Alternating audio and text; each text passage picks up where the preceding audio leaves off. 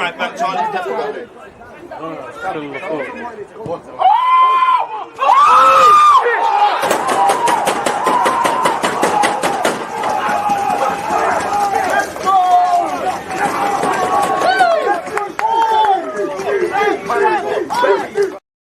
People deluded, I'm back again. Come on, Ian. Man. Come on.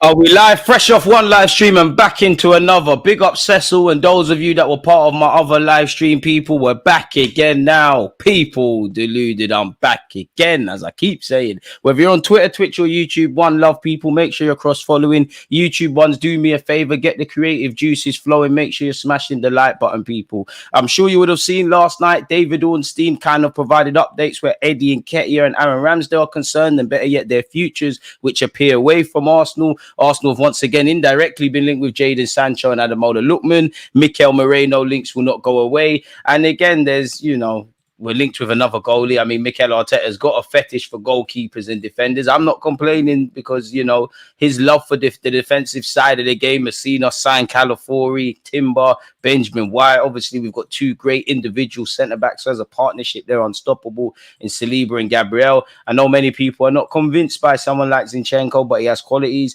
And, Kivior is a footballer, I guess. So, yeah, one love Kivior. So, yeah, people. And I'm sure a lot of people are hoping we get a move on. Big up American Gunner. As the man has said, slap the likes or Gooner, depending on, what platform he signs into, man. Big up yourself, Zach. You was part of the other live stream. And big up yourself, Ola, man. I hope you're doing well and safe. I don't know about the confidence in Edu, man. He ain't been doing his thing for a minute.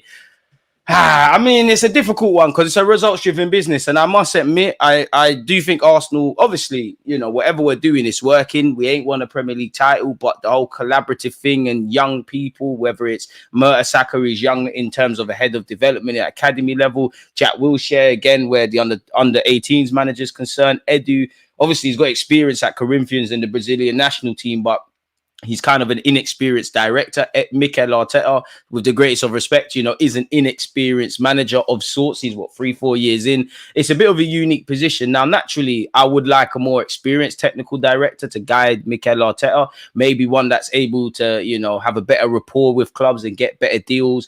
Maybe able to have a better relationship with agents and get us certain players. Maybe tie up deals better. Of course, there's a lot of things he could do better. But at the same time, I have to give Edu one luxury in that if Mikel Arteta does good or bad on a football pitch, we can see that. The players, we can see that. We don't know what Edu is trying to do or not doing. We don't know what players he's presented to Mikel Arteta. Mikel Arteta's turned them away. Equally, again, you can criticize the fee and the wages and the makeup of deals for Edu. But if Mikel Arteta is saying, go get X, Y, Z, Edu goes and gets it, then who can you really blame? If you get sent to the shop by your girlfriend or whatever to buy ingredients and she cooks the meal and it's shit, whose fault is that, really and truly? So I'm not too sure. Work rate on Swell, I'm trying, man. So yeah, I would like to see Edu get a move on. Many people, including myself, were thinking, why are we rejecting that Marseille deal? What's going on there? Clearly, we're not privy to all the sort of knowledge because he must have known that Premier League clubs or Nottingham Forest would circle in for Eddie Nketiah. Aaron Ramsdale, I don't know if we're really going to get him gone, if I'm honest with you. Because probably Arsenal's preference is probably to get him gone permanently. But as the market ticks over, it's probably unlikely and unfeasible. The loan move is good for Ramsdale because you're going to get games. And obviously, if he plays and he excels and does well, then you put yourself in the shop window. God forbid.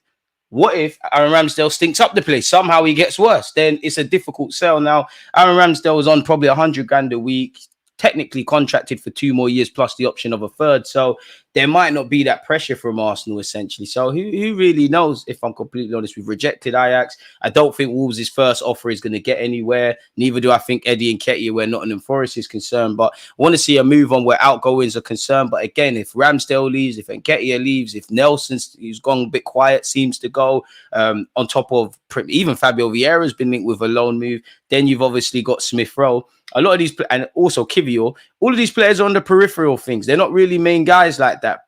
So it's a bit redundant what I'm about to say, but it does leave me thinking, oh, what's going on there? We don't really have the depth. We all know we have 11 to probably 14 players off the back of last season that were genuinely trusted. I'm not too sure now who really is trusted. Obviously, Ethan's young. You have to take time with him, but he's an option. I'd rather him get the minutes than Fabio Vieira. Obviously, you've got Calafiori at the club now, so indirectly, technically they can, but all those defensive players that we've got, not everybody can play, so that kind of boosts up the bench. You hope Moreno comes in, and whether it's Jorginho, Mikel Merino, Thomas Partey, we've got options. And I don't know why I always say this, and I don't know why I keep remembering it, but Mikel Arteta said last season we've got one of the smallest squads. We've made our squad even smaller. Now, it's all fun and games where you're playing once a week and pre-season is just left and we've started the season, but what happens when the FA Cup, the League Cup, the Champions League, you're playing twice a week, you're playing 3 times in 10 days. He's also said what we've done in the last 2 years, generally, keeping Gabriel, Benjamin White and Saliba fit has been good, but we can't always bet on that. We saw the detriment where the season before the one that just left, when Saliba's out the team. God forbid if something happens to Benjamin White. And as you know, yes, we've got depth, but if more players get injured, you're relying on a core base of players, and then you're running them into the red zone. So we'll have to see. And also, like Oslo is saying here, the Champions League has 2 extra games. So I do think we need a bigger squad. I know everybody says balance. How far does balance go? I'm not sure. I don't think all of the players that are linked with moves away are going to leave. You'd imagine Ramsdale's pushing to get out of it. Nketiah the same. Nelson, I don't know if the club let you go without getting in an inside forward. Likewise, maybe your wages is cock blocking things. Kivior, I don't know if there's a market. Juventus apparently moving closer to signing a defender. They were linked with him. Are they going to go back in for him? You never know, because there could be late offers, but AC Milan and Inter, those kind of things have come quiet. Does he just have to sit on his hands, in which, unfortunately for you, you're not really going to get game time, but we've got a body there. Big up American Gun. He said, money handicaps all negotiations. It's an upper ladder, in my opinion. And there you have that. And I would admit, I think we need to get better at sales. I think we need to get better at negotiations. I think we've come a long way from just ripping up contracts. And I've always said this, and I don't know if there's any basis to go off this, people, but is it a thing where, I mean, we're going to get we've got Calafiori. David Raya's move's been made permanent. It seems like we're making some sort of progress where Moreno's concerned. But has Josh Kroenke and Stan said, you know what, we want to see us get better with selling before we invest more funds, because we ripped up a lot of contracts. Bearing in mind, when we ripped up Aubameyang's deal, we more or less just gave him that deal. Do we want to see a shift in that kind of thing? I think Arteta has more players that he trusts now than last season. How far does the trust go? Push comes to shove. Obviously, injuries and whatnot dictate stuff, and managers have to lie. Managers have to tell lies. Managers, at the end of the day, you can't keep everybody happy. It's your job on the line. You've got to play. You got to play the team that goes out and does the business. When we've been asked over a few years where we've missed out on top 4 or come 8th, and really 10 games, we don't know what Arsenal we're going to get. I can understand the calls for rotations and other people getting opportunities, but the last 2 seasons, 9 times out of 10, we've been winning every week. Yes, you need to rotate and whatnot, but the team's been picking itself. Like it's results first and then everything second. But then at the same time, who really is trusted? Where you look at the game time from these players, and I always say, look at last season. Forget August, forget how we were in January towards the end of the year. Look at December when things were going left and the same players were out there playing when we was hitting a bit of a roadblock. Were they the players that were trusted? And just look at the minutes. Who really played? Saka, trusted. Benjamin White, trusted. Well, let's start from back to front. Ramsdale somewhat trusted, but Raya trusted. Ramsdale indirectly trusted, your second choice goalie by default. Benjamin White trusted. Saliba, Gabriel, Timber if it wasn't for the injury, and probably now. Calafiori's come to the fore now. Somewhat Zinchenko. Trossard somewhat. Martinelli. I don't know if I said Saka, Martin Odegaard, Declan Rice, Thomas Partey, asterisk with the injuries. Tomiyasu the same. Kai Havertz, obviously. And I might have missed out one or two names, but you get the point. Beyond that, you know, Smith Rowe not really trusted like that. Nelson not really trusted like that. Fabio Vieira not really trusted like that. Kivio not really trusted like that. Toney, forget about it. You know, Ethan, young player, he's about now, but we need to just let him be young. I would say he's trusted to a degree. Do we really have stronger squad depth? Are we really a better team? I don't want to draw conclusions. We've only kicked one Premier League ball, but you know, Calafiori ain't really played yet. We ain't really seen that. Timber was still trying to get him up to fitness. Declan Rice obviously is playing in that left eight. If Mikel Merino walks into the football club, is Declan Rice going to move over to the right hand side? I think Martinelli's ahead of Trossard in the pecking order in Arteta's mind, but there you have that. Gabriel Jesus, another one. But again, can you stay fit? So again, you look at the minutes played generally. There we have it. I'm still worried about the chemistry of our left-hand side. As I just said, me the same, man. We don't have enough, says in a circle. Need a better squad. Numbers are fine if you trust all of them, but we have half a dozen scrubs. Damn. What about Kivio left out the squad, but no rumours about him leaving? It could be because there's a move, but I just genuinely think it's a bit like what you saw with Reece Nelson. When everybody's fit is there, I'm not even buying Kivio, but Arteta has to find a balance. You have to have a goalie on the bench. You got to have a couple defenders there, which obviously Kivio's one. You got to have a midfielder or two. You got to have some attacking options. When everyone's fit, is Kivio on the bench? Probably not. Essentially, because whether Timber, look, if Tomiyasu starts, then I don't know who else misses out. But you'd imagine Tomiyasu's a rotation player, and Tomiyasu covers the whole back four. So does Timber. Zini would probably stay on the bench as well, off the basis of if we're chasing games, you come on and try a thing. Is there a need for Kivio in that regards? I'm not even getting at Kivio, but you can't really do the inverted thing. I don't really think he bets on you like that. I think Kivio's probably pushing to leave as well. So who knows? A man said, using a reference to Raheem Sterling called Cecil to go into meltdown. Big up to you lot, man. S, appreciate your love for the content. It's a two-way street, man. It wouldn't be nice being here if you lot didn't support the content. So yeah, one love, man. Keep your thoughts and whatnot coming. So we see what's going on where the news is concerning us, folks. What have you said? What's happening with Moreno? We're still waiting. You know, Calafiori took forever. Declan Rice kind of took forever. You know, we've been here before. This is what our football club do. Keeping up with things, people. In fact, before we carry on with Ramsdale, a bit worried there isn't really cover for Odegaard. Who would you sign as backup? I would have loved that Doué guy. I know he plays out wide, but that would have been him. Would have loved Almo. That's not going to happen. I mean, if anything happens with Martin Odegaard, I'd imagine Gabriel Jesus goes up front. Kai Havertz plays in the 10 off the basis of clearly Kai Havertz is nowhere near Martin Odegaard. On the ball, but off the ball, he's probably the one that's able to do all of that kind of stuff.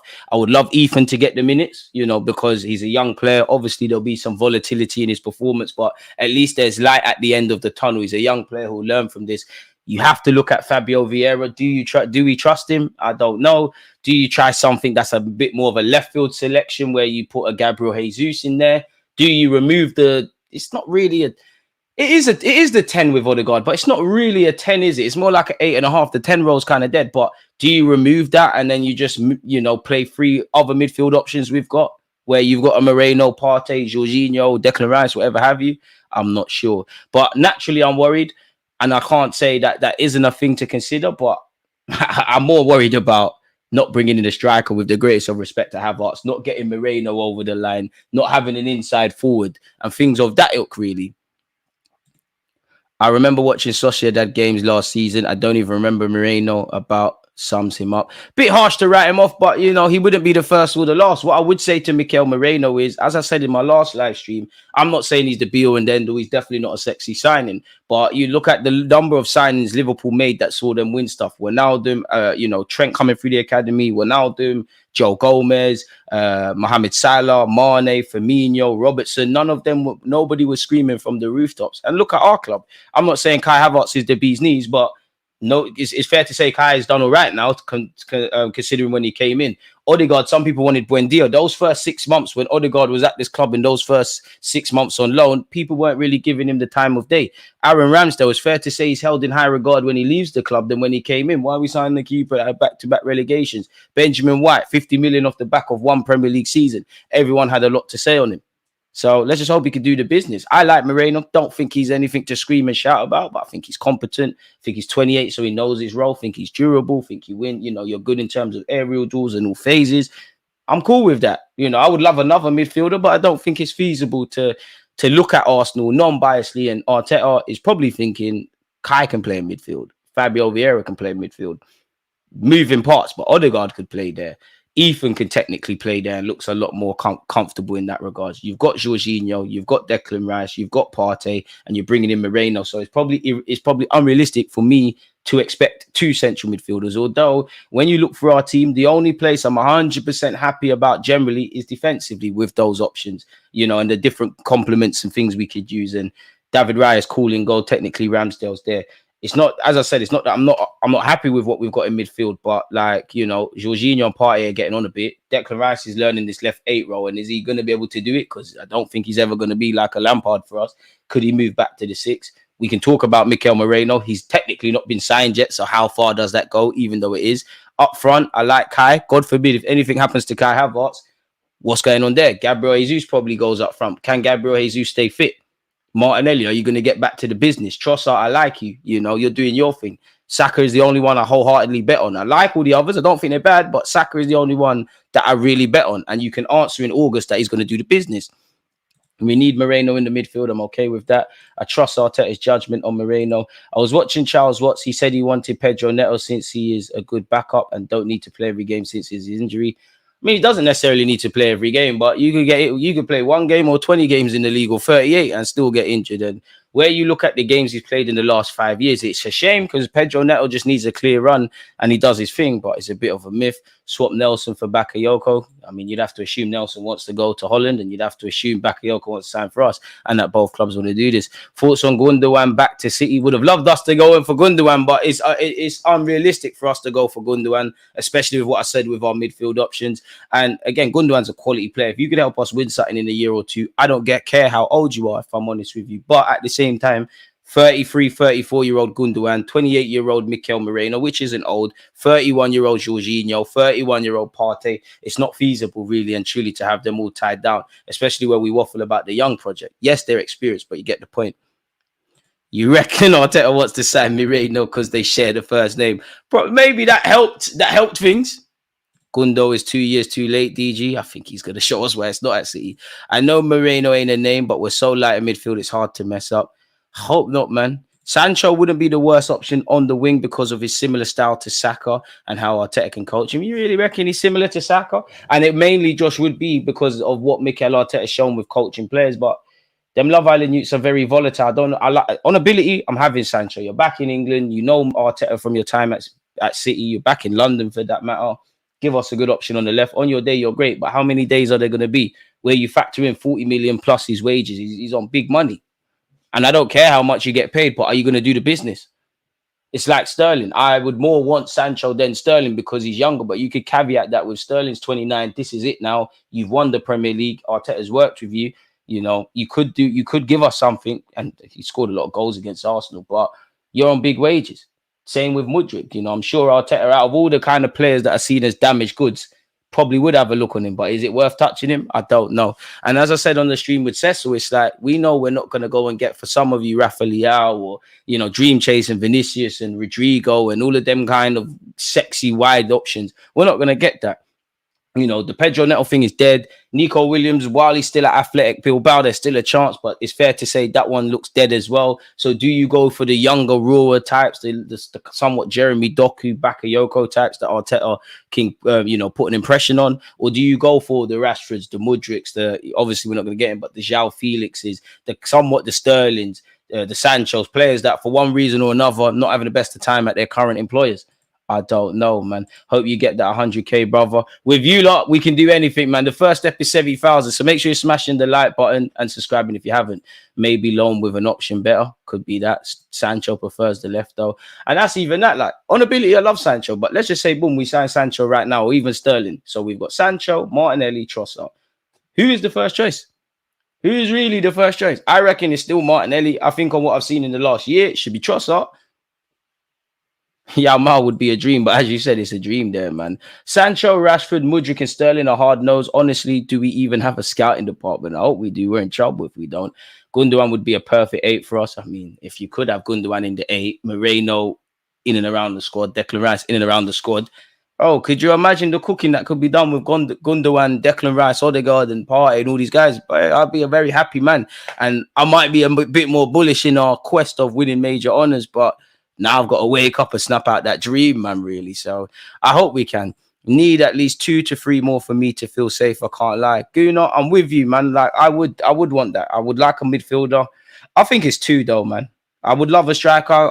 Again, I don't work for Arsenal. Something could happen, but prepared to give up on that. You know what? Just get me a midfielder and inside forward. I'm not really happy with the depth. I don't know if our squad is stronger to compete on all fronts, but I can move with that. But I guess the question would be who and where.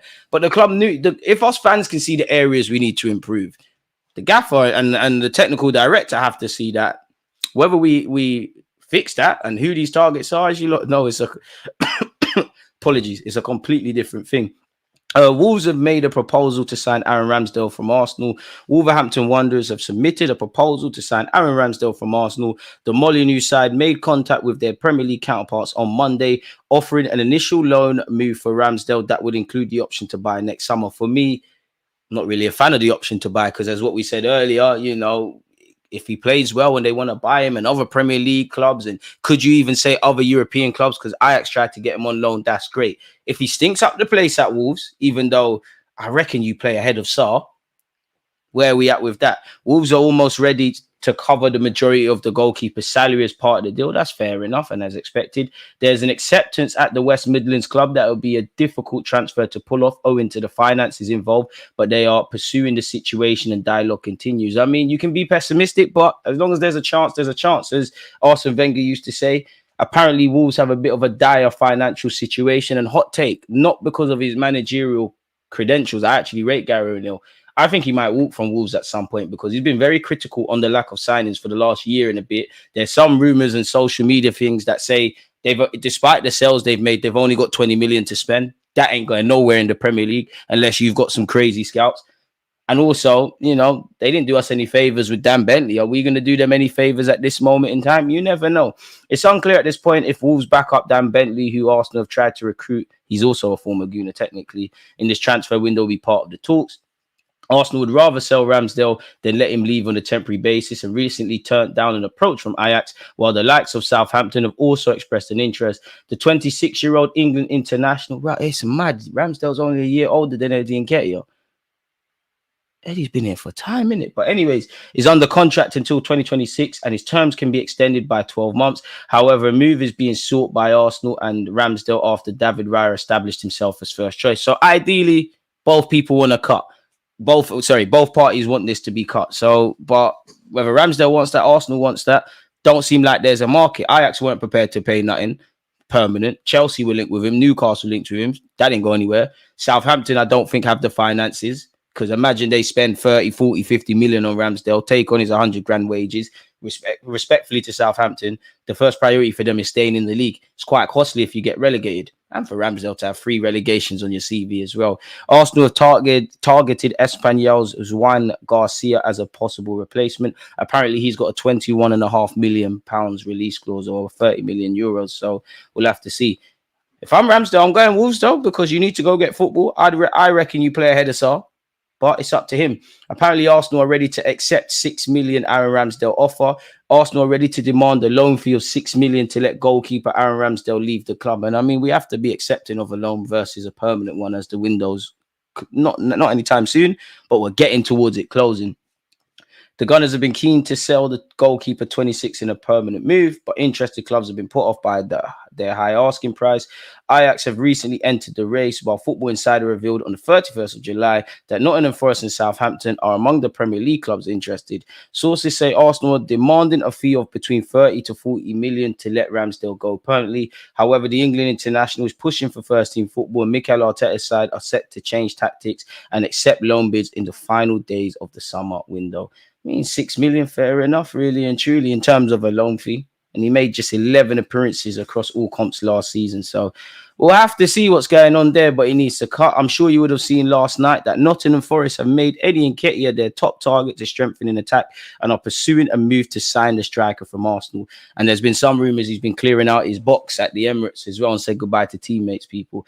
Nketiah had agreed personal terms with Marseille earlier this summer, but the clubs were unable to compromise on the transfer fee for the 25-year-old.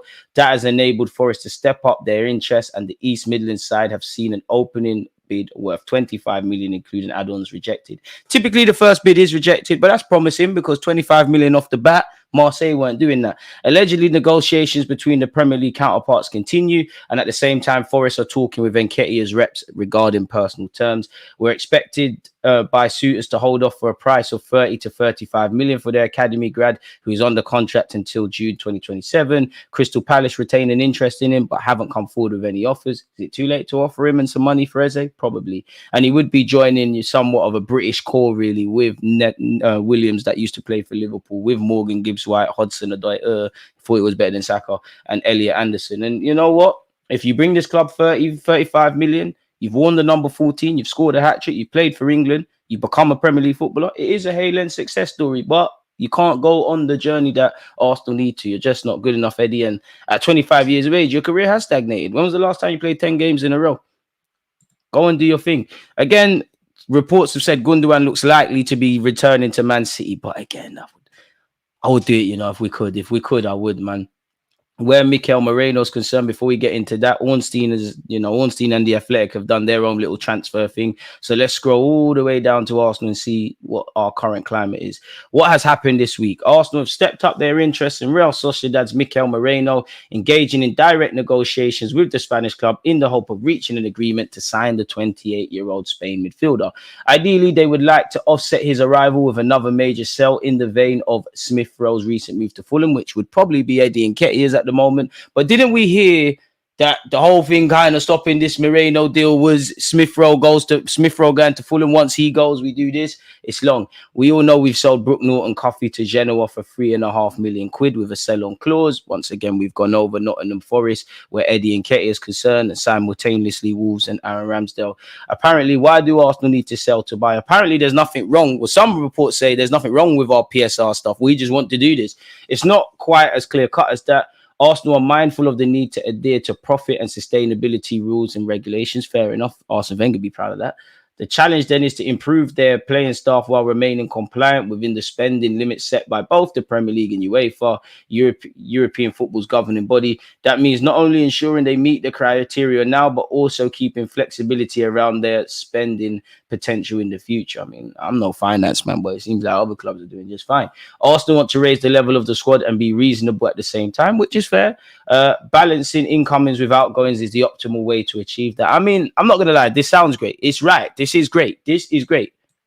But everybody knows that this is nothing unique to Arsenal. This is it. Like, balancing incomings with outgoings is the optimal way to achieve that. That is something. If we disregard that about football, in business, that's that. Buy cheap, sell high. Okay, we get that. Zinni aside, we don't have any worries about our defense. I'll worry more about Kivior than Zinni, if I'm honest with you. What position/players are they looking at? As well as Merino, Arsenal would like to add a homegrown third-choice goalkeeper, which was going to be Dan Bentley, in what remains of the summer transfer window. They've also made preparations for the potential departure of Ramsdale by lining up Spanish sides Espanyol's 23-year-old Joan Garcia as a replacement. Arsenal have a verbal agreement in place with Garcia, who is the first choice to replace Ramsdale. Now, a verbal agreement is dangerous in business. Arsenal have also been open to improving their attacking options. Time is running short, however, and an arrival may depend on buyers being found for both Nketiah and midfielder Nelson. It really should be irrelevant. The only way that Eddie Nketiah and Nelson impact what we're doing in improving this squad is because of this whole PSR stuff. On the football pitch, they're on the peripheral things. It shouldn't really mean anything. And with time running out, are you going to let Nelson go unless you have that winger lined up? Whether that is Kingsley Coleman, Sane, whoever, we're linked with wingers all the time. Whether we sign them is another thing. We've gone over Eddie Nketiah, Ramsdale, and indirectly Nelson. This has said they're all available for the right price. Kivior was left out, people, of our game against Wolves. Another situation to watch could be that of Jakub Kivior. The Poland international did not even make the subs bench for Saturday's win over Wolves in Arsenal's Premier League season opener, and is likely to have his first team minutes impacted by the 42 million arrival of fellow defender Ricardo Calafori.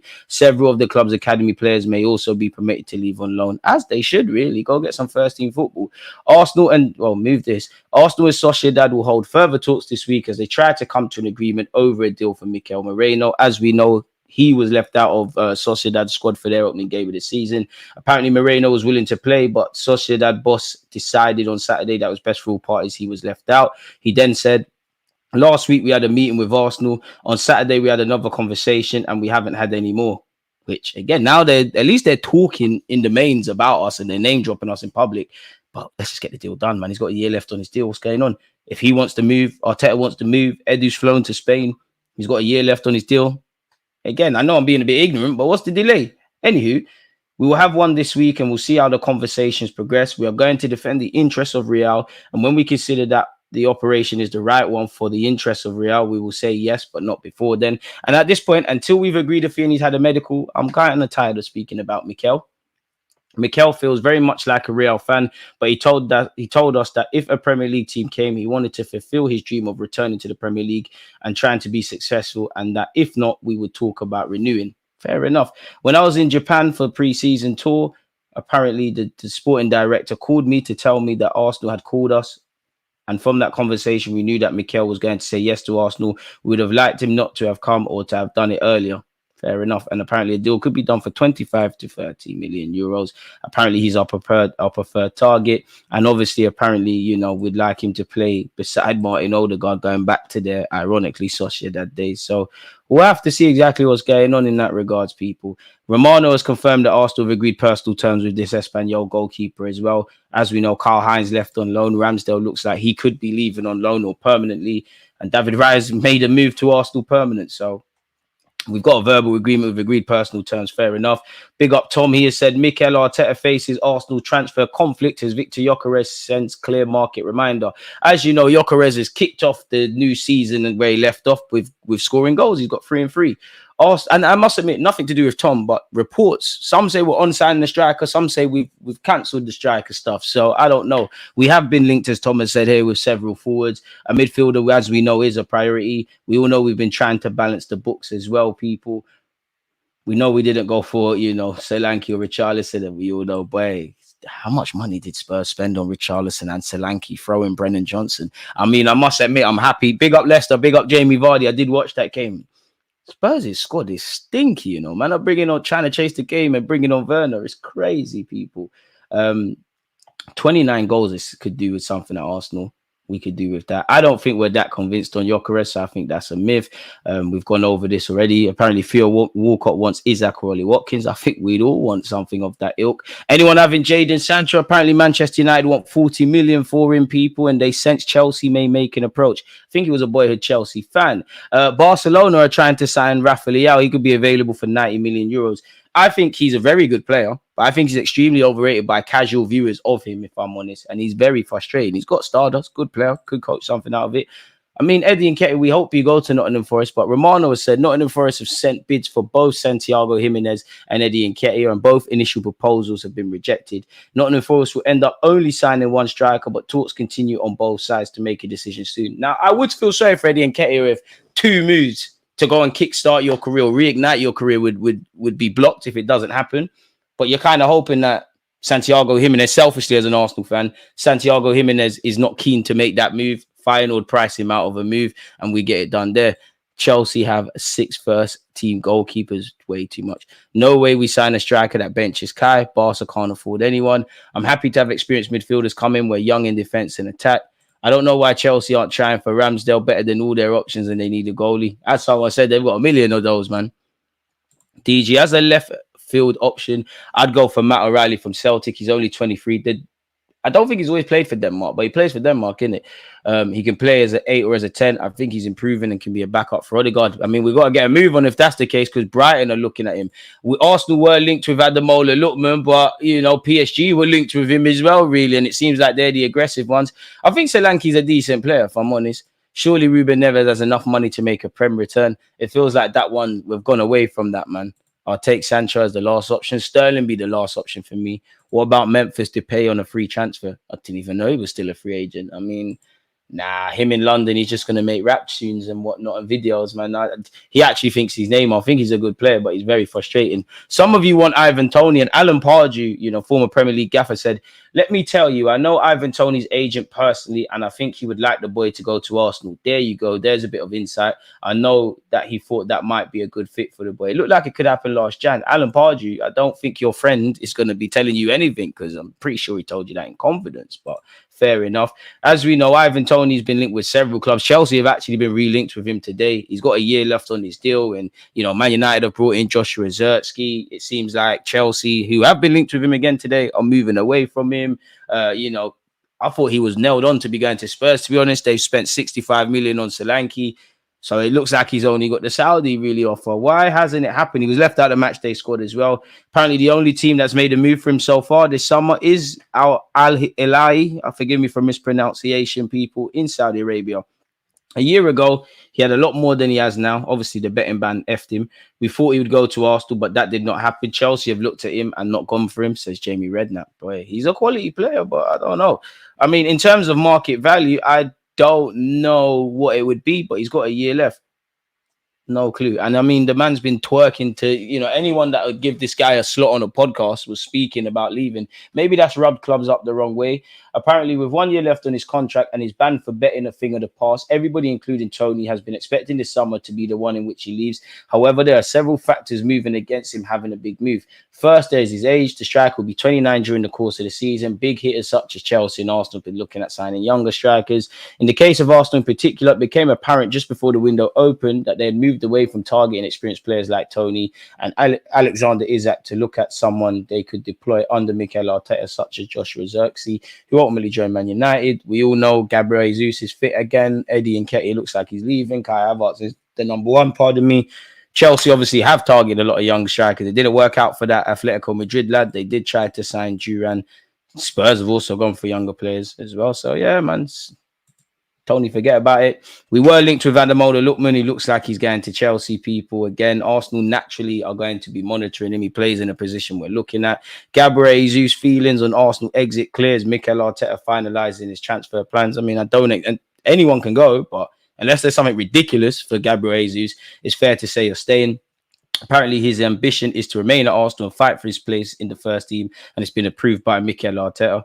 I mean, hopefully it does a thing, people. He was linked with Saudi clubs. Arteta has spoken about, he looks like it's a different Gabriel Jesus and spoken about how sharp he looked in pre-season. Romano on Kivior said there's a serious possibility for Kivior to leave, but my sources guaranteed to me that as of today, there are no concrete talks with any particular club. My understanding, though, is that Kivior would love to return to Italy. Get your agent to get a move on, my dude. Apparently, Arsenal have been given another £2 million this summer owing to Fulham not getting relegated, and obviously Leno going over there. Once again, Arsenal are looking at Dan Bentley as we monitor developments on Ramsdale potentially going or not going to Wolves. Mark McGuinness, a former academy player, could be joining Luton from Cardiff for about 10 million quid. He's got a sell-on clause of 20 to 25 million. Every penny counts, people. So yeah, we are getting a couple of money of extra money owing to other players that we've previously sold leaving clubs, and where Koza, Drewbury, Waters and Obi Martin are concerned, were due to go to tribunal to get compensation after they all left on a free. Sociedad allegedly are refusing to lower their valuation of Arsenal target Mikel Merino. Espanyol will only allow Garcia to depart only for the full amount of his release clause, which is 30 million euros. So I mean, maybe there's some negotiations, but with time running out, unless you're going to do that, it's a myth. Leicester apparently remain interested in Arsenal's Reece Nelson, though the player's wages are significant and more than 120 grand a week. So his wages could be cock blocking everything. What's going on here? Usually don't post all this stuff, but looks like a part of the window. Marcel van der Kar, a Dutch journal who was one of the first to Jimenez bid from Forest, says that the player has not been convinced by Forest. Yes, and Feyenoord want 40 million euros. All right, cool. Jimenez, stay where you are. Eddie, enjoy Knots, lad. I'm sure Curtis Shaw could show you all about that place. We still want Ramsdale to leave on a permanent, people, and we hope other clubs get interested. Jack Porter's quite a decent goalie. It's a fair play for the young 18-year-old training with the first team. We lost what's that lad's name? We lost a promising England youth international goalkeeper, so you might get opportunities still. What's this? Barca now enter race to sign 25 million attacker who Arsenal have held talks with. Who? Chiesa. Barcelona now want Chiesa. Arsenal have held talks with Chiesa's agent over a potential move to the Emirates this summer. He's got a year left on his contract. It looks like it's been made evidently clear by Juventus that you need to